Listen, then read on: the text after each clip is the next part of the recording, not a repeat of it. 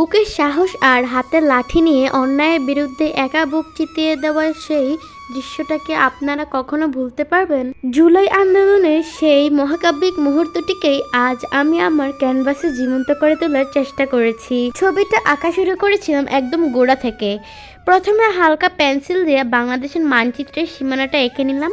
এখন প্যান দিয়ে আউটলাইনগুলো আরেকটু স্পষ্ট ও গভীর করে নিই, যাতে পুরো মানচিত্রের শেপটা সুন্দরভাবে ফুটে ওঠে। ঠিক মাঝখানে আমাদের জাতীয় পতাকার সেই লাল টকটকে বৃত্তটা এঁকে নিলাম। এরপর আমাদের বীর শহীদ আবু সাইদের প্রতিচ্ছবিটি আঁকার জন্য মাঝ বরাবর একটা লম্বা দাগ টেনে বডি ও মাথার সঠিক মাফ করে নিই। হাতে তুলে দিলাম অন্যায়ের বিরুদ্ধে রুখে দাঁড়ানো সেই প্রতীকী লাঠিটি। আঁকা শেষ হতে না হতেই শুরু হয়ে গেল রঙের জাদুকরি ছোঁয়া। প্রথমে প্যান্টে গাঢ় কালো রং আর গায়ে দিলাম উজ্জ্বল হলুদ শার্টের কালার। এরপর আমাদের গর্ভের প্রতীক সেই টকটকে লাল বৃত্তটা সুন্দরভাবে ভরাট করে নিলাম।